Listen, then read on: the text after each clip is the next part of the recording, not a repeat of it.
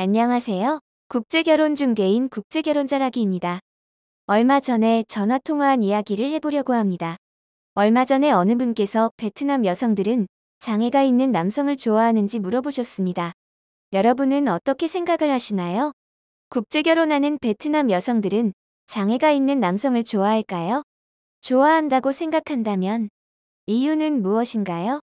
장애가 있는 남성이 한국 사람이기 때문일까요? 어떤 분은 인터넷 등에서 무슨 이야기를 듣고 보셨는가? 베트남 여성들은 30대보다 50대처럼 나이 많은 남성을 더 좋아한다고 하는데 맞는가 물어보시기도 합니다. 좋아한다고 생각한다면 왜 좋아할까요? 이런 생각을 가졌어도 국제결혼은 할 수 있을 것입니다. 그러나 돈만 날리고 필히 이혼하게 될 것입니다. 현실이지 악담이 아닙니다. 스스로 생각해 보세요.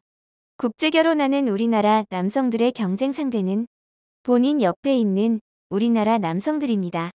현지 여성들이 국제결혼을 할 수밖에 없는 상황에서 국제결혼하러 가는 우리나라 남성들이 모두 장애우라면 가능한 말입니다.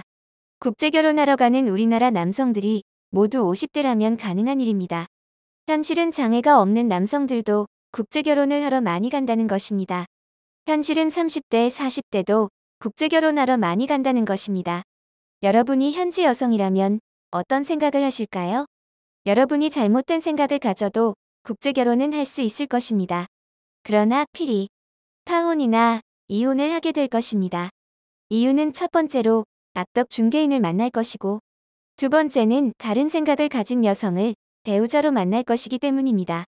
악덕 중개인이 아니라면 현지 여성들이 장애우를 더 좋아한다는 말은 하지 않을 것이기 때문입니다.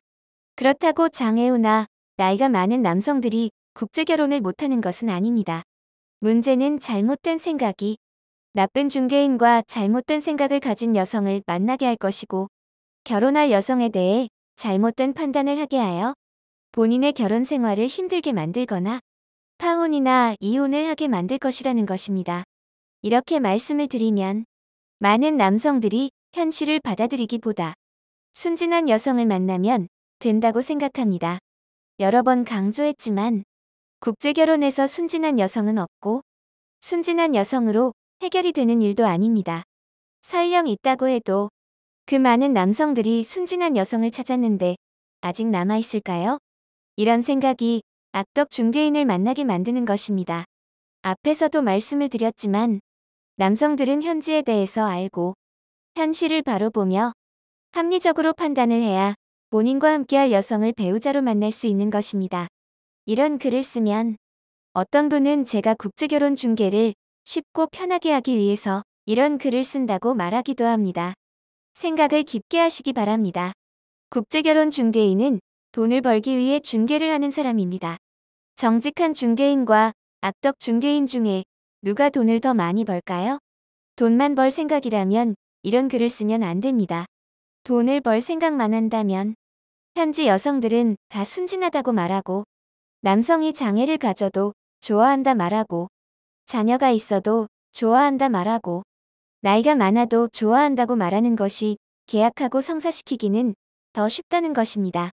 무엇을 듣고 보는지와 어떤 생각을 가지든 그것은 본인 자유겠지만 무엇이 본인에게 도움이 되는지도 스스로 잘 판단해야 한다는 것입니다. 아니면 본인 인생이 힘들어지는 것입니다. 국제결혼에 관한 궁금하신 점은 010-9338-9111 2번으로 문의를 주시기 바랍니다. 감사합니다.